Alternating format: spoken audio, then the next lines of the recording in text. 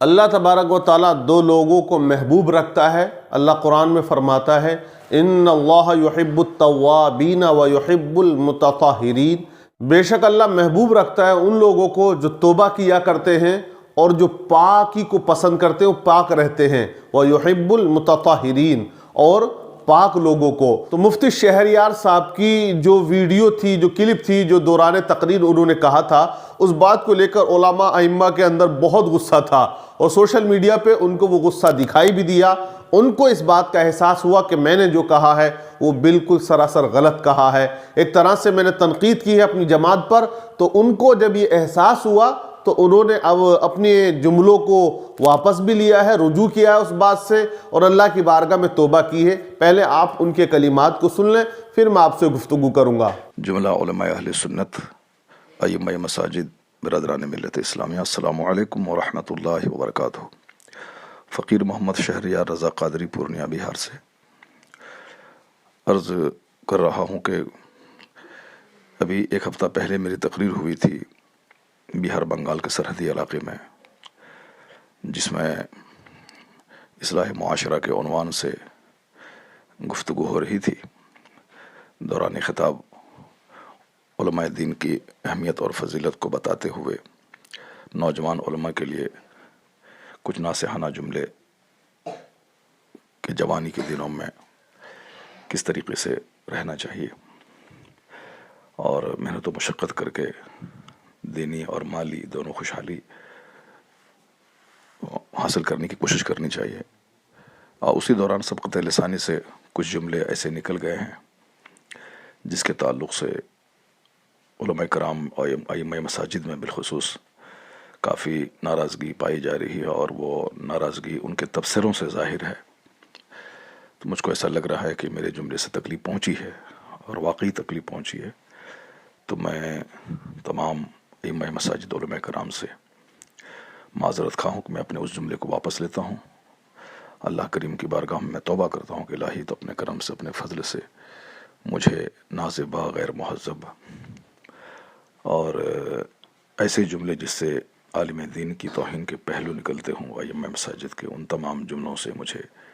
بچنے کی توفیق عطا فرما۔ تو مفتی صاحب کے جملے آپ نے سن لیے، انہوں نے کہا کہ جو بھی میں نے کہا ہے میں واپس لیتا ہوں اور توبہ کرتا ہوں اللہ کی بارگاہ میں۔ اب بہرحال علماء کو اور ہمارے ائمہ کو غصہ نہیں کرنا چاہیے، جو غلطی ہوئی ان سے ان کو احساس ہوا، اور غلطی انسان سے ہوتی ہے، اور جہاں کام ہوتا وہاں پر غلطی ہی ہوتی ہے۔ ایک عظیم مقرر ہیں اور لوگ ان کو سمان دیتے ہیں، عزت دیتے ہیں، بڑے بڑے جلسوں میں، کانفرنسوں میں ان کی تقریر ہوتی ہے، تو سبقت لسانی کی وجہ سے ہو جاتی یہ باتیں۔ تو بہرحال لیکن علماء اور ائمہ کا خیال عوام کو ضرور رکھنا چاہیے آج کے اس پرفتن دور میں۔ ایک چھوٹی سی بات میں آپ کو سمجھا دیتا ہوں، ہمارے دروازے پہ اگر روزانہ ایک فقیر آتا رہے، مانگنے والا جسے ہم کہتے ہیں، تو ہم اس کو انکار نہیں کرتے، کم سے کم اس کو 5 روپیہ تو دے ہی دیتے ہیں، اور اگر چھٹا نہیں ہے تو ہم اس کو 10 بھی دے دیتے، 20 بھی دے دیتے ہیں۔ تو 5 یا 10 20 روپے دینا ہمارے لیے کوئی بڑی بات نہیں ہوتی ہے۔ ہمارا بچہ دکان پہ جائے، کوئی چیز آپ بلوائیں گے تو وہ کہے گا میں کچھ لے کے آؤں گا، تو وہ 5 روپے کی چاکلیٹ لے آتا ہے،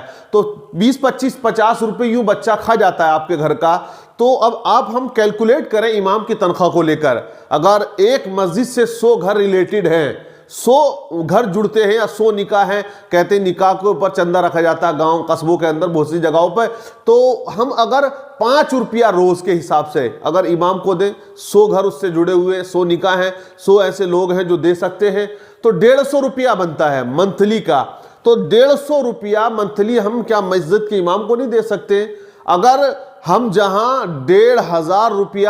بچے کو کھلا دیتے ہیں مہینے میں، اس کا خرچ ہو جاتا ہے، تو 150 روپیہ کوئی بڑی بات نہیں ہے آج کے اس وقت میں۔ آپ دیکھیں کہ ایک مزدور جو اینٹیں اٹھاتا ہے، جو پلاسٹر کرتا ہے، اور جو مسالہ دیتا ہے، ایک وہ مزدور جس کو صرف انگوٹھا لگانے آتا ہے، کوئی ایجوکیشن نہیں، تعلیم نہیں، اونلی 6 گھنٹے کام کر رہا ہے، وہ 9 بجے 9:30 بجے کام پہ آتا ہے، اور 5 بجے سے پہلے وہ چلا جاتا ہے، بیچ میں 2 گھنٹے کا گیپ اور کرتا ہے جسے وہ انٹرویل کہتے ہیں۔ تو آپ اندازہ لگائیے ایک ان پڑھ آدمی جس نے اپنا گھر نہیں چھوڑا، ماں باپ نہیں چھوڑے، کوئی قربانی اس نے نہیں دی، پھر بھی وہ 400 روپیہ 500 روپیہ لے رہا ہے، اگر مستری ہے تو 600 روپیہ لے رہا ہے، تو آپ اندازہ لگا سکتے ہیں کہ ایک عام انسان جس کا سماج میں کوئی وقار نہیں ہوتا کہ مزدور آدمی ہے صاحب مزدور، اس طرح سے لوگ کہہ دیتے ہیں، تو اس کو آپ 400 500 دے رہے ہیں اور بڑی خدمت کے ساتھ آپ کام کراتے ہیں، نہیں صاحب کریے آپ کریے، اگر وہ برا مان جائے اور کہہ دے تو کہیں آپ کریے۔ لیکن وہیں پر ایک وہ بچہ جو مولوی بنتا ہے، حافظ بنتا ہے، قاری بنتا ہے، وہ 12 13 15 سال لگا دیتا ہے، پھر وہی آ جاتا ہے تو وہ اس کو وہ سیلری ملتی ہے۔ اگر کوئی بندہ MBBS کر رہا ہے، آپ دیکھیں ایک مفتی صاحب تھے، انہوں نے کہا کہ میری داڑھ میں درد تھا، میں گیا ڈاکٹر کے پاس، MBBS تھا وہ، اور وہ مسلمان تھا، وہاں پرچہ بنا ان کا 300 روپے کا، اور جب پرچہ بن گیا تو وہ ویٹ کرتے 1 گھنٹہ، 1 گھنٹے کے بعد ان کا نمبر آیا، مفتی صاحب اندر گئے، ان کو پتا چلا ڈاکٹر صاحب کو یہ مفتی صاحب ہیں، تو ڈاکٹر صاحب کہنے لگے ایک مسئلہ مجھے پوچھنا ہے، تو مفتی صاحب نے کہا کہ مسئلہ آپ پوچھیں گے، آپ بتائیں کتنے سال پڑھائی کی آپ؟ تو ڈاکٹر نے کہا میں 5 سال پڑھ کے آیا ہوں، مفتی صاحب نے کہا میں 15 سال پڑھ کے آیا ہوں، 300 روپے کا پرچہ بنوایا ہے، 1 گھنٹہ میں نے آپ کا ویٹ کیا ہے، تب جا کے آپ کے پاس میں پہنچا ہوں اپنی سمسیا کو لے کے، اپنے داڑھ کو لے کے، میں 15 سال پڑھا ہوں، آپ میرے دارالفتہ آئیے، چائے پیجئے، بیٹھیے، پھر اپنا مسئلہ بیان کیجئے گا، تب میں آپ کو آپ کا مسئلہ بتا دوں گا۔ حالانکہ مفتی صاحب چاہتے بتا دیتے، لیکن وہ احساس دلایا انہوں نے کہ تمہاری جو عزت ہے یا تمہارے لیے جو ویٹ کرتے لوگ، تو کیا ایک مفتی کی یا مولوی کی کوئی عزت نہیں ہوتی ہے؟ مسئلہ حالانکہ سب بتا دیتے ہیں، جہاں آپ چاہو مولوی صاحب کو پکڑ کر پوچھ لیتے ہو، آپ آواز لگا دیتے ہو امام صاحب کو جاتے ہوئے، اے امام صاحب ذرا ادھر آؤ، تو امام صاحب آ جاتے ہیں۔ تو یہ سمجھنا چاہیے، عزت ہمیں دینی چاہیے، سمان ہمیں دینا چاہیے، تنخواہوں کا ہمیں خاص خیال رکھنا چاہیے۔ جب امام کی تنخواہ کا آپ خاص خیال رکھیں گے، امام کے گھر میں چولہا صحیح جلے گا، اس کے بچے خوشحال رہیں گے، تو وہ بستی بھی خوشحال رہے گی جس بستی میں امام امامت کیا کرتا ہے۔ اللہ تبارک و تعالیٰ تمام مسلمانوں کو تنخواہیں بڑھانے کی توفیق عطا فرمائے۔